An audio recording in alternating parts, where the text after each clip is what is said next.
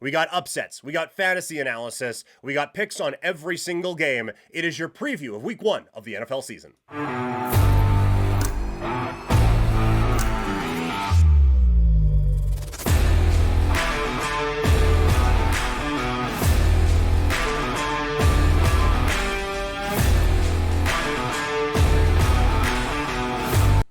Week 1 of the NFL season is here. It officially got underway on Thursday, and now from Friday through Monday, we will have every thought that we had either completely confirmed or completely blown up over the next few days.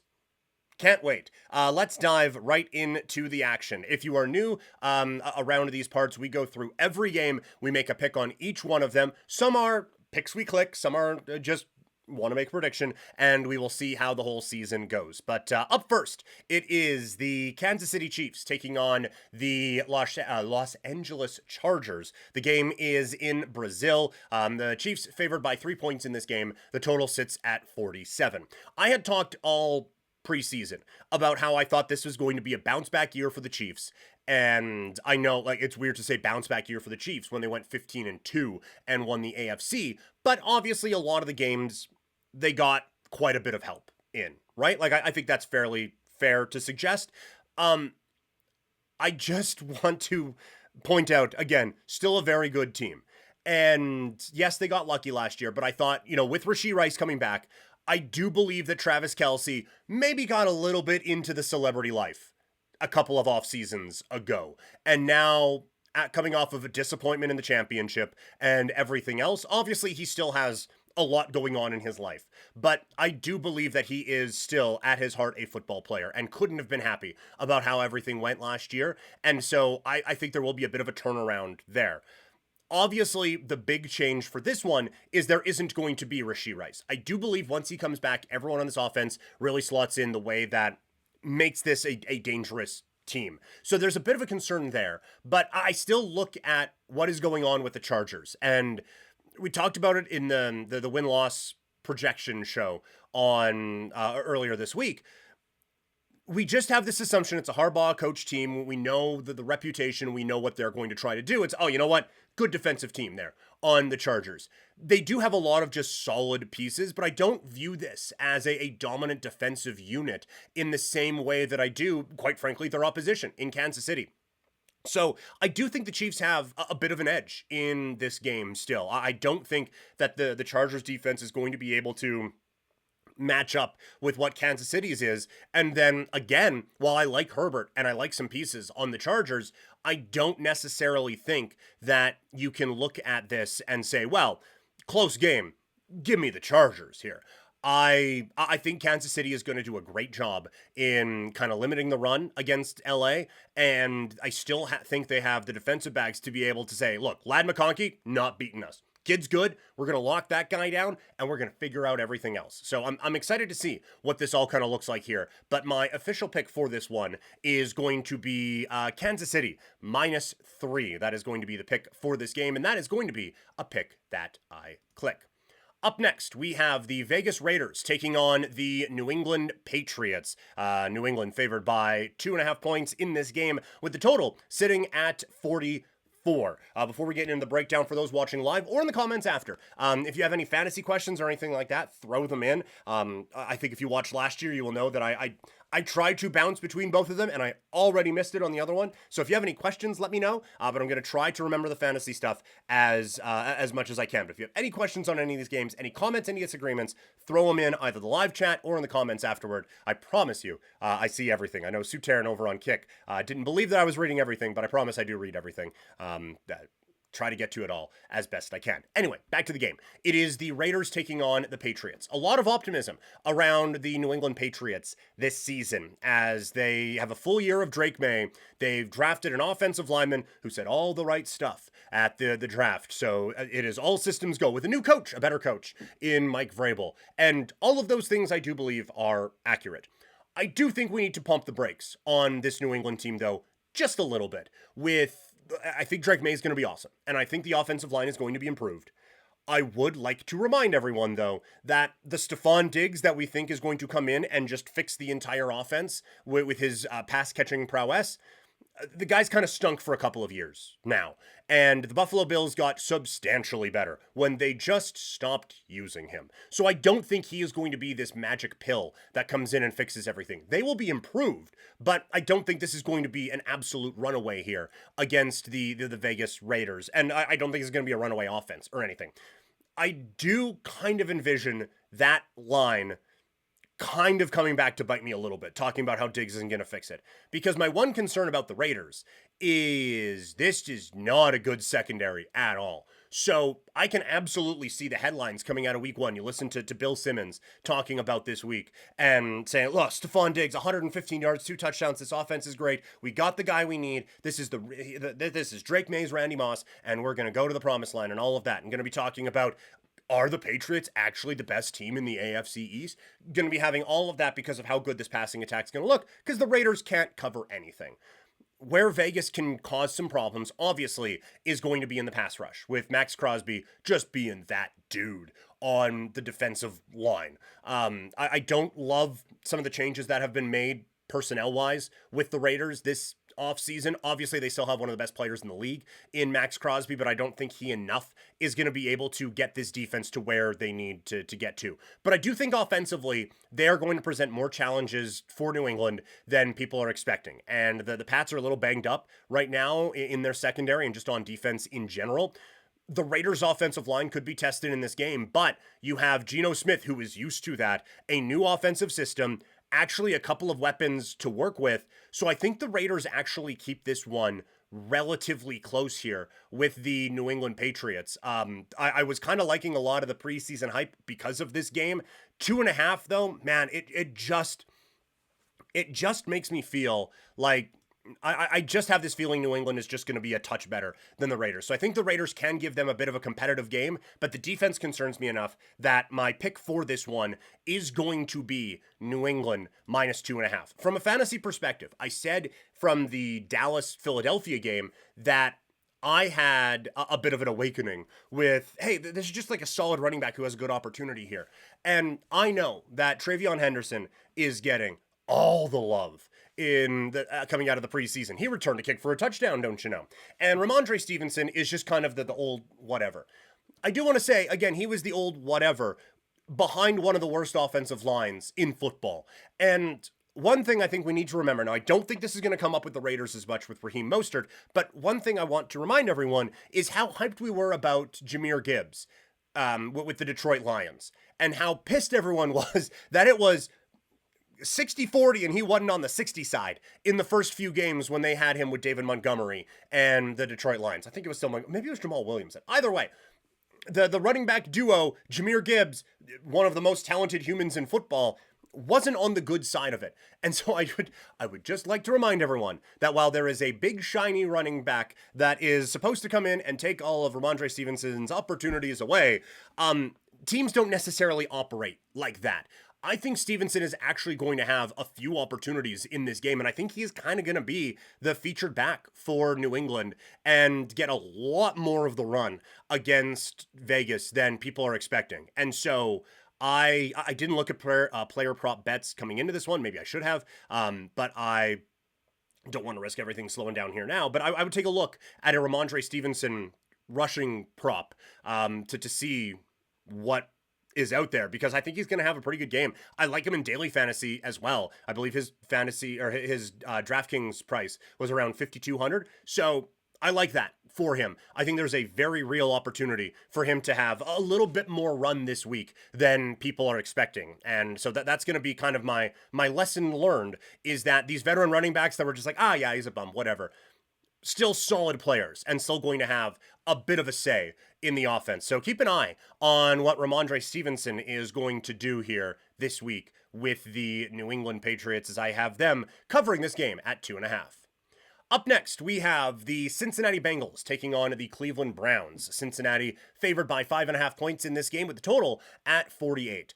I had talked all offseason about my concerns that Cincinnati didn't do enough to address the defense and certainly didn't do enough to address the offensive line. The defense part, I don't know how much that's going to get tested this week against Cleveland. Like, it's it's a bit of a rough go with this team, right? Like Joe Flacco at quarterback, it was fun a couple years ago, but I think that has kind of sailed here a little bit. Yes, he is a better NFL quarterback than Shedeur Sanders, but I do think that here in week 1, we are going to get a bit of an example about how that's maybe not the biggest comparison that someone can make, or the most ringing endorsement that maybe people think it might be. But still, -5.5 for Cincinnati. I mean, the offense is still going to have to do something, right?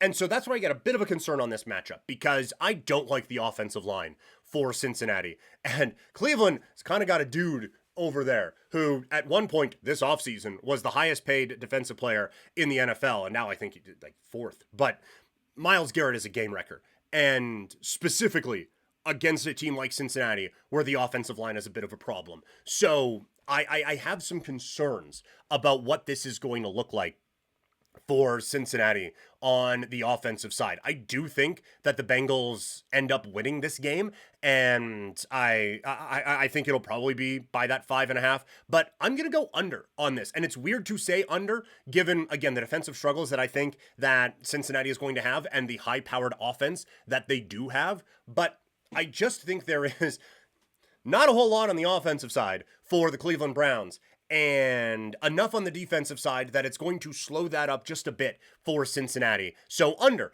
is my play there. In terms of fantasy, I said before about the veteran running backs, and I think it comes up again here with Jerome Ford. He was a guy we were targeting in the mock drafts we were able to do in the preseason. He's going to get a lot of the volume here. And he doesn't suck. Like, he's not this exciting guy that maybe we thought he was in replacing Nick Chubb, but he is a solid running back. And again, going up against the defensive front for Cincinnati, I think there's an opportunity there for him to really bust out here and get some pretty good, get a pretty good game going. So he would be someone I would look at in terms of a value play in DraftKings. He's someone who I would look at in your lineups here in week 1. That's probably it for Cleveland Browns players, quite frankly. On the Cincinnati side, I know I just said I think this game's going under. I can't in all good conscience tell you to sit any of their dudes, right? Like, Burrow, I would love to see the fantasy team that wouldn't be starting Joe Burrow in week 1. Jamar Chase, same thing. Higgins, same thing. Brown, same thing. Like, these are strong options that you drafted to start, and a matchup against Cleveland isn't going to scare you away from that. So those would be just the bits of fantasy wisdom I would give for this matchup between Cincinnati and the Cleveland Browns. Up next, we have the Arizona Cardinals and the New Orleans Saints. Arizona favored by 6.5 of the total at 43. I'm Ty Jordan on Twitch asking, Pete, what about Kawhi and the Clippers? Going to get the book thrown at them? I am going to talk about that once we are done previewing the NFL, but short answer, yes. Yes, I think they're going to get the book thrown at them, 100%. But that is, yeah. That's a wild situation, and one that I don't think is going to end well for the Los Angeles Clippers at all. But back to the game. Arizona taking on New Orleans. The Cardinals favored by 6.5 with the total at 43. That total seems a little bit high. I just like that. The assumption there is that Arizona is going to win this game 43-0. Like, I don't see anything on the Saints on offense that makes you feel confident about them putting up a whole lot of points here. So that's the analysis for New Orleans, is I don't think they're a good football team. Talked about it in the preseason, in the preview. I have Arizona winning the division this year. I think that this is an improved team on defense, and I think the young players on offense are going to be able to step up and take that step forward for Arizona. I think this is a big week for them. I think this is going to be an eye-opening game for a lot of people with what Arizona is looking to do. I have Arizona winning this one. That is absolutely one of the picks I am clicking this week. From a fantasy standpoint, it's kind of start your studs, right? Like Kamara, I know we had him as an overrated player in fantasy this year, but you're still playing him. Same with James Conner. Marvin Harrison Jr., I think, has a good day here. I would start Kyler in leagues. Most people are going to have him paired up with someone else. I would go on the Kyler side of it. I think they have a very good game here. And Trey McBride, obviously. The couple that are a bit like, let's see. Shaheed, I would feel better if you didn't start him this week and just see what the offense is going to look like and see kind of where he fits in. But if you have to, a desperation thing, go for it. If you happened to play against someone who had a big day in week one, or you had AJ Brown with Shaheed, maybe go with Shaheed because he has the opportunity to be kind of that big play guy. But I would be on the fence and kind of leaning toward no in playing him this week for Arizona. But a nice easy one because New Orleans is just a bad football team. So this one's Arizona all the way. Next, we have the Washington Commanders taking on the New York Jets. The Manders are favored by 6 points with a total at 45.5. In the previews, talked about how I am worried that Washington could be this year's Houston Texans, where we're all hot and bothered. Quarterback is a culture changer. This guy, how can this year not go better for these guys? Look at how talented this dude is. And again, they were the most aggressive team in NFL history on fourth downs, and they converted a lot of them. And defensively, they were able to scheme the hell out of it. And they were able to catch a few teams off guard. That's not happening this season. I have concerns about the playmaking on this team. Not that Brian Robinson was all this grand thing or anything like that, but you had a contract dispute with your number one receiver and your number one running back left. I feel like it is okay for me to assume that there's going to be maybe half a step back taken at the start of the year before this team just goes out and starts dominating everyone. I do also think that the fourth down luck or whatever, if that comes down from like 87% down to 60 even, this is going to be an entirely different year for them. On the Giants, having Neighbors there as a very talented player and being underutilized, I do think that Russell Wilson, while not awesome, is going to be enough to get this offense, just like I said before, just get the trains running on time, be able to keep this thing moving and get the ball going downfield and just get it into Neighbors' hands. He's going to be good enough to do that. I think Tyrone Tracy is fine. This is another one. We talk about the veteran guys who were just kind of over it and not excited about. I think Tyrone Tracy has a decent day here for the New York Giants and able to kind of put up some numbers. And again, I think he is kind of a good value play in daily fantasy. And on defense, like Abdul Carter is a game wrecker. To combine that with Thibodeau and Burns on the defensive side, I think they give Washington quite a few problems here. I'm not going to go so far as to take Giants money line, but I like New York Giants +6 in this game as an underdog play. I think that they do a good job here of at least keeping this game low scoring enough to be able to maybe strike in this one and keep it close. So I have Giants again +6. From a fantasy standpoint, probably wait and see on the running backs. If you drafted old Bill Krosky, I think people want to play him. You probably have better options though. Like I said, I think Tracy is someone I would try to find my way into being able to start him this week. And then like you're not starting Russell Wilson, you are starting Jaden Daniels. And while we are concerned about Terry McLaurin, not concerned enough to not play him in this matchup. So any other fantasy questions, like I said, let me know in the chat. Didn't time that perfectly. Up next, we have Carolina taking on Jacksonville as these expansion cousins face off with the Jags, favored by 3. New coach Liam Cohen looking to erase all the cringy memories of the press conference and the Duval thing. So the best way to do that is to have a very good football outing. We will see if they can do that against Carolina. The total in this game is at 46.5. I think people are kind of sleeping on the Panthers a little bit. And I get the Coker injury hurts it a touch, but Tetairoa McMillan, apparently he doesn't like Tet. Tetairoa McMillan is a baller. And as a number one receiver, I think gives this offense a bit of an option that they didn't have before and allows Xavier Legette to kind of just be a number 2 that can work his way out there and be a guy who can kind of take the top off of a defense. Chuba Hubbard, solid as a running back. I do have a couple concerns about this team defensively, but I think the offense is going to be ball controlling enough to not have that be a problem. On the Jacksonville side, yes, bringing a new play caller in was very needed. And I can appreciate that maybe that will breathe some life into this team. That being said, I just don't think they're that good. Trevor Lawrence, I feel like while maybe having everything around him not be perfect has hindered him, I think he's just kind of middle of the pack in terms of talent as a quarterback right now. And the running backs like Bigsby, Tootin, and Etienne are just, okay, fine. And then obviously like Brian Thomas Jr. is a thing. We will see with Travis Hunter. That is the one guy that can maybe blow this pick up a little bit, but I'm going under in this game. I think Jacksonville's defense is good enough that they can do their part in keeping this under 46.5, and I don't think Jacksonville's offense is going to be enough to really blow this one out of the water. But Jacksonville, I think of all the teams that we are seeing here, they are the one that could really benefit from a big performance in week one to kind of get people on their side going forward. But right now, I have this one going under at 46.5 points. Up next, we have the Miami Dolphins taking on the Indianapolis Colts. Miami coming into this game slight underdogs against the Colts with the total sitting at 46.5. This is a weird one for me because I don't think either team is all that good. For Miami, they are getting healthier. Apparently, Devon Achane is going to play this week, so that is a very beneficial thing for them, along with Tyreek Hill as well. Defensively, getting Bradley Chubb back, I think, is going to be big for them. Again, it's kind of like the Cowboys, where they have a few big pieces, but you don't love all of it. And I think the overall sum is a pretty lackluster football team. On the Colts side, again, compared to Anthony Richardson, Daniel Jones is a great option as a starting quarterback. Compared to NFL starting quarterbacks, Daniel Jones is not a great option as a starting quarterback.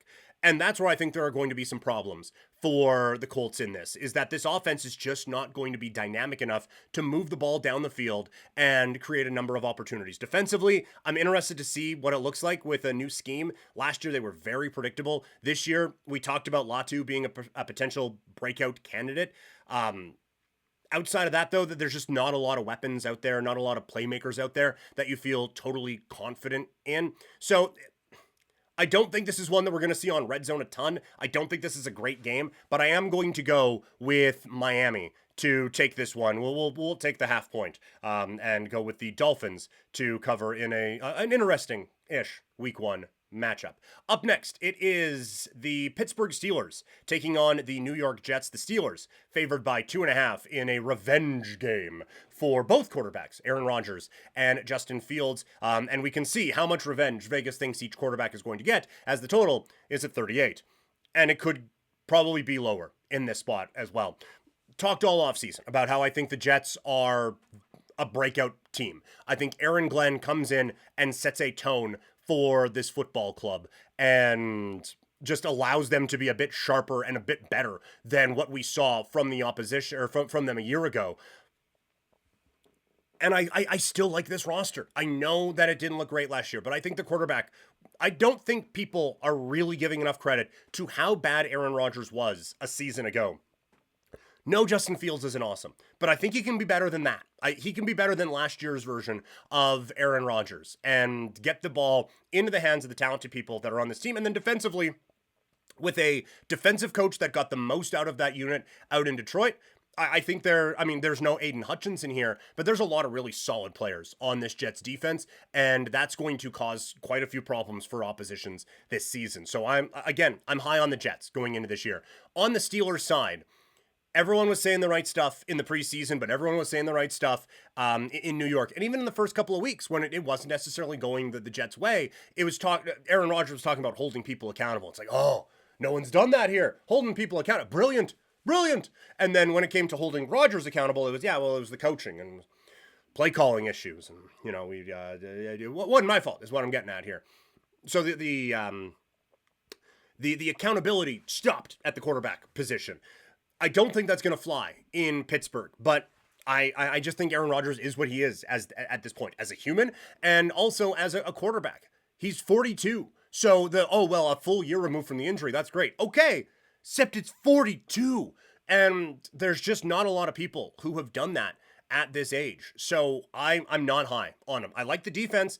I like a couple of pieces on the offense, but I'm not there with Pittsburgh. I think the Jets get an upset here. So I'm going Jets plus 2.5, and that will be a pick that we click here in week number 1.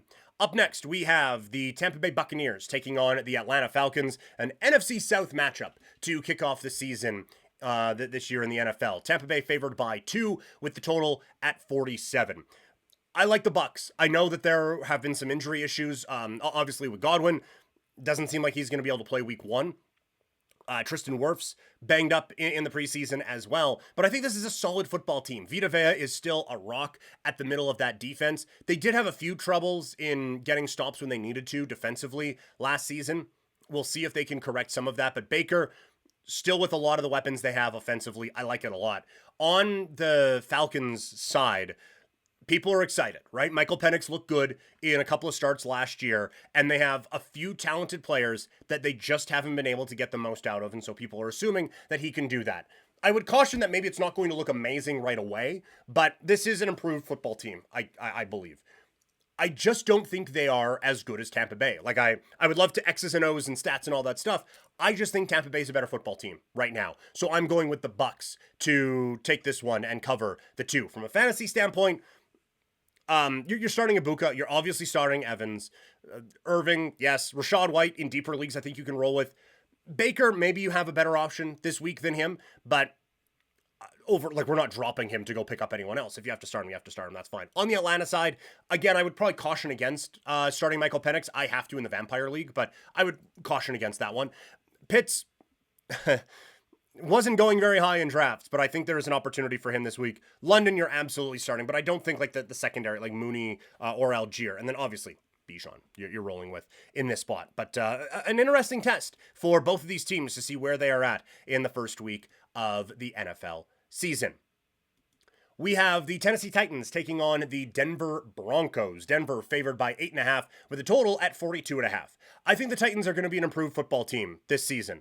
I like the quarterback, Cam Ward, from the school I cheer for. Shout out to you. That was a really bad you. But I think he's going to be good. Pollard is a solid running back. I would like it if Spears hadn't got hurt. Ridley and Lockett as receiving options are good. I like Okonkwo. I think he's going to have a breakout type of a year as the tight end. The problem is they are running into one of the best defenses in the National Football League. And they were great last year, and they get their tackle machine in the middle of the defense back in former Calgary Stampeder, Alex Singleton. So I think Tennessee is improved. I don't think they're going to look it in week 1. I think Denver makes a big statement in this first week and picks up a big win. So I would caution against starting my Titans in fantasy and feel pretty good about rolling with a couple of the options on the Denver Broncos, as I think they come away with one of the bigger performances in week 1 of the NFL season. San Francisco taking on Seattle. The 49ers favored by 2 with a total at 43.5. I love the 49ers in this spot. I know defensively they lost some pieces, but this Seattle offensive line is still a problem. And with Sam Darnold, I have no confidence in what's happening out there right now. So I think San Francisco's defense really exposes what's happening in Seattle and comes away with a very convincing performance. And then on the other side, Seattle's defense, they had some injury issues last year, and so it wasn't really as good as people thought it could be. But I do think that people are assuming the San Francisco offense takes more of a step back than they probably will. I think Pearsall is really strong as a wide receiver. In years where he doesn't get shot, I think he will do quite well. Obviously, you still have Christian McCaffrey in that backfield. Now, there's some injury issues with him, perpetually. But Brian Robinson Jr. is a solid backup, and George Kittle is still that guy. And Brock Purdy is just a solid, very good NFL quarterback. So I like the 49ers here. I would try to start my 49ers this week against Seattle. I would try to not start my Seattle Seahawks this week against the 49ers, because I just don't think it's going to go all that well for them in this week 1 divisional matchup. Up next, we have the Houston Texans taking on the LA Rams. The Rams at home favored by 3 with the total at 43. I think there's a little bit of post-hype sleeperism with the Texans. Last year didn't look great. I do have concerns about getting rid of Laramie Tunsil. I think that's my big worry in this game when you look at their offensive line against what should be a good, very good LA Rams pass rush. I have some concerns in that area. Absolutely, I do. But I still like Nico Collins. I think Nick Chubb, again, veteran running back who people are just out on. I think Nick Chubb surprises some people with a pretty strong performance in this game. But I think people are forgetting how good the Texans can be on defense. They are a very well coached defensive unit. And yes, Matthew Stafford doesn't need much of a training camp to get into any kind of a rhythm. And you would like to get a bit more of a familiarity with your receiver Devontae Adams, but Adams is a guy where that familiarity is here's the ball, and he can just win every jump ball ever. The only thing you have to adjust to with him really is that he's never going to be fully wide open. He is, but if it's 50-50 coverage, he's got them. So that's going to be adjustment. But I still have concerns about what Stafford, like, yeah, he didn't have much of a preseason. He's a veteran, he'll be fine. But it's not because they were resting him. I mean, it is because they were resting him, but it's because he was hurt, and it's a back problem. So I just think that he is not going to be as far along in the process as we would assume a veteran quarterback would be. So that's where I think this one gets a little bit wonky for the Rams. So I like the Houston Texans to cover in this one. I probably wouldn't start CJ Stroud this week in fantasy. Like I said, I think that pass rush is going to get to them, but I think that the Texans defense is going to keep it close. So I think Texans defense might be a pretty strong play. The Nick Chubb of it all, again, I think it's probably a value in daily. Of the kind of veteran running backs we've spotlighted today, he is toward the back end of that. So it is a, if you are a desperate play, I would suggest there for this football team in week number 1. Green Bay Packers taking on the Detroit Lions. Boy, did Green Bay get the headlines as they trade for Micah Parsons. Green Bay favored by 2 points in this game with a total at 47. Again, it is an offseason darling of mine, Green Bay. And that was before the Parsons trade, where I think that they still had some speed and playmaking on defense that people were sleeping on a little bit. And then you add one of the best pass rushers in the sport, and it's go time now for the Green Bay Packers. Offensively, I do think that there is a leveling up for this offense that is going to happen in Green Bay. With Jordan Love being healthy, with Golden as maybe your number 1, Josh Jacobs is just a solid, really good playmaking running back. This is an offense that can really give teams some fits. On the Detroit side, all offseason, I've been saying this is an overhyped team. The offensive line is going to be a problem this year, I think, with no Ragnow.